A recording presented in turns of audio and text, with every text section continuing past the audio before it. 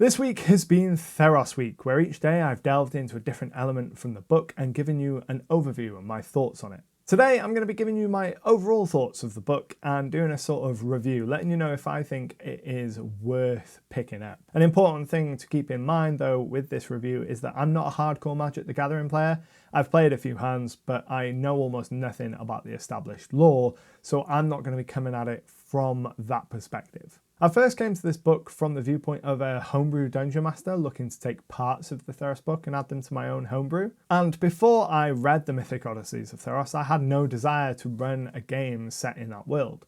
But after reading through the book, I feel pretty differently. Now, typically I have no interest in running games in published worlds. I prefer to take elements of the source books that I like and roll them into my homebrew. But Theros is a setting I think I would actually really enjoy running.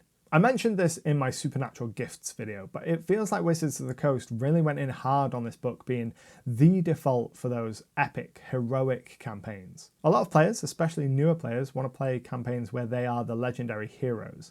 And unless you start at a higher level, there's always been a bit of a disconnect between that desire to be legendary and the reality of being a level 1 wizard with 6 HP. In Theros, hero is a legitimate, commonly used term and an actual vocation. People are born as champions of the gods and destined to be legendary heroes. A lot of players run their characters as if they are the chosen ones anyway, so having that codified in the rules from character creation really sets the expectations for a campaign in Theros. The supernatural gifts are basically renamed feats, but getting them at level 1 adds to that sense that there's something truly special about the player characters. They aren't just farmers who decided to go out and slay monsters for coin, they are destined to go out into the world and slay mythical monsters. The Mythic Odysseys of Theros is incredibly thematic. It takes that one style of game, the heroic Herculean story, and executes it fantastically. But for me, that's not the most interesting part about this setting.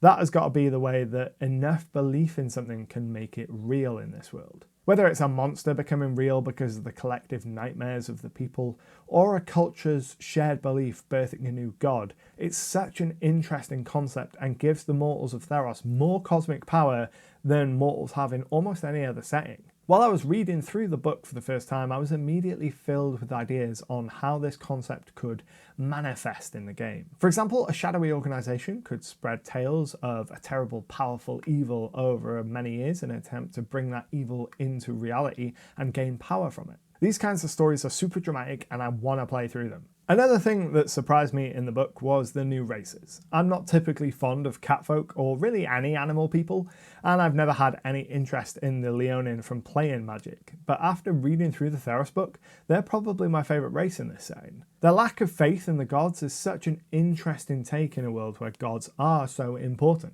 In a typical D&D setting, someone saying they don't worship a god isn't all that strange. The gods are usually distant, aloof beings that your average person is unlikely to ever come into contact with or get proof of their existence.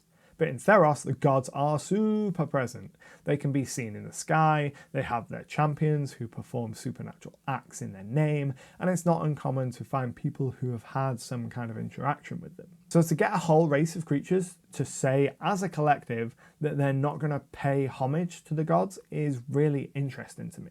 I also had no interest in the Satyr before reading through this book.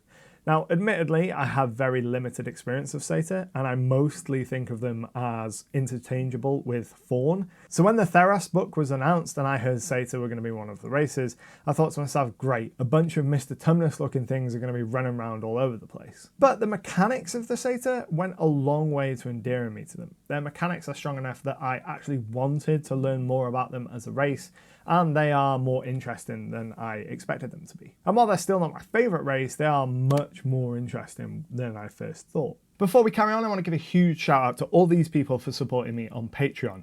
If you want to support the work I do and get access to a whole load of extra game aids, you can find the link down in the description below. $5 a month gets you access to things like NPC cards, one-page adventures, extra videos, the ability to vote on future topics, an exclusive channel in my Discord server, and more. So if you're interested, sign up in the link below. Thanks, patrons. The other real highlight of the Theros book for me is the gods. Now, if you've been watching this channel for a while now, you'll know that I am really big into pantheons and incorporating the gods into my games. And the gods of Theros are super evocative. You can feel the influence of the ancient Greek pantheon and the Greek tragedies in this book, but especially so in the gods section.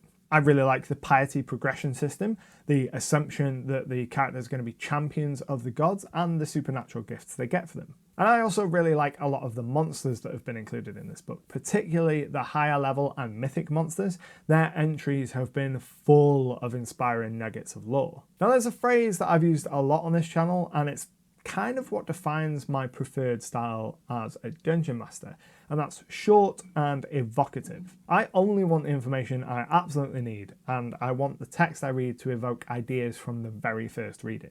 Theros did this really well. For a lot of people, especially those steeped in Magic the Gathering lore, there isn't going to be enough detail in this book for you. I've heard from a few folks in multiple places that the background provided in the book is less expansive than what's already there in the Magic canon. And if you bought this book looking for more detail on your favourite setting, I can understand why that would be a negative for you. But for me, this book hits the mark on the level of detail I want. I only want a few paragraphs of any one detail, something short and punchy that sparks inspiration and then moves on. I'll then go in and flesh out those ideas as the DM. I just want a short and evocative cliff note to give me the feeling and tone of any particular subject. But let's talk about some cons, because this book is not without flaw. Where I like the short and evocative when it comes to fluff, I don't want the same shallow feeling when it comes to player options, and I think that the player options in this book leave a lot to be desired. We get the 2 new races, which is great, but absolutely no sub-races. Without sub-races, a character can feel really homogenous and lack some individuality. I would have loved some rules for playing as the Returned, those that crawl their way back from the underworld. The 2 subclasses included in the book are fine and fit the setting pretty well, but there's a lot of missed opportunity here as well. This would have been a perfect setting book to include a new divine domain for clerics, for example. And I feel just in terms of general player options, there wasn't enough in this book. But by far, magic items are the worst example of this. Only 1 or 2 out of the 8 magic items we got are any good, and there only being 5 artifacts really leave the 10 other gods at a disadvantage. I would rather not have had any magic items and just had the 15 artifacts for the god. And then we come to the one background in the game, the athlete. I didn't even bother making a video on this because there's nothing really to talk about. You're an Olympian, essentially. But for the book to only include a single background is really disappointing. Backgrounds are simple to make, and I'll actually have a video on how to do that later this month. But they add a lot of characters to the game, and I would like to have seen more options for backgrounds in the Theros book. A former hoplite background, for example, would have been really cool, maybe with a different feature depending on which polis you hailed from. Now, at the start of this video, I mentioned that I'm running a mega competition this month. I recently passed 10,000 subscribers, and to celebrate, I'm giving away over $500 worth of digital tools. There are going to be multiple winners for this giveaway, and to enter, all you need to do is be a subscriber and leave a comment down below this video. The first place winner is going to get a copy of Fantasy Grounds Unity, which is my preferred platform for running RPGs online, as well as a copy of the Player's Handbook and Monster Manual in Fantasy Grounds, which is going to give you everything you need to get up and running and playing games, and it'll give you a great platform to build up from.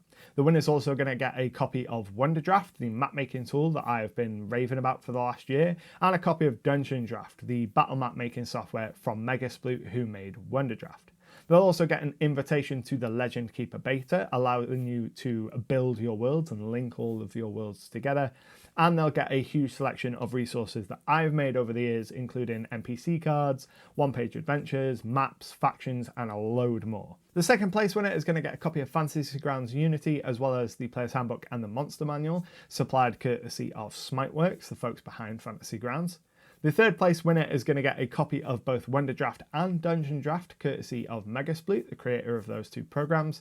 And then 25 runners-up are also going to get an access code to the Legend Keeper beta and everything I produced on Patreon in the month of May. I'll be picking the winners at random on Tuesday, June 30th, so you've got plenty of time to share this video around and get your comments in down below. So, do I think that you should pick up Mythic Odysseys of Theros? If you're a player and you're not really interested in the setting of Theros, other than to just maybe read about it a little bit, you can skip this one. If you only want some new options to include in your existing games, I would just pay for the individual mechanical elements like races or subclasses on D&D Beyond rather than buying the full book. But if you want to play a game inspired by Greek mythology, where the players are legendary heroes, this is the book for you. If you enjoy the Magic the Gathering setting and want to play a campaign in that setting, this is a solid choice. Just don't expect super deep world lore. And if you're a dungeon master and enjoy Greek tragedies, the Greek myths, dynamic pantheons, and want to explore a new world, Theros is a really solid option to just glean inspiration from. Despite my problems with it, I'm still really pleased with the Mythic Odysseys of Theros, and it has joined Curse of Strahd as the only official book I would even consider running instead of a homebrew. I really hope that you've enjoyed Theros Week and the videos have helped you decide whether Theros is a book for you. If you have enjoyed these videos, please be sure to leave a like down below because it helps to tell YouTube to show these videos to other people. And let me know in the comments whether you plan on picking up the Mythic Odysseys of Theros. But until next time, happy gaming. Thanks for watching. If you're new here, make sure to subscribe to stay up to date with all my new releases. I release new videos every other Friday. You'll find more videos just over here, and if you enjoy what I do, please consider supporting me on Patreon. Just $5 a month gets you access to loads of extra content to use in your RPG campaigns. But until next time, happy gaming. Welcome to the Chin Review.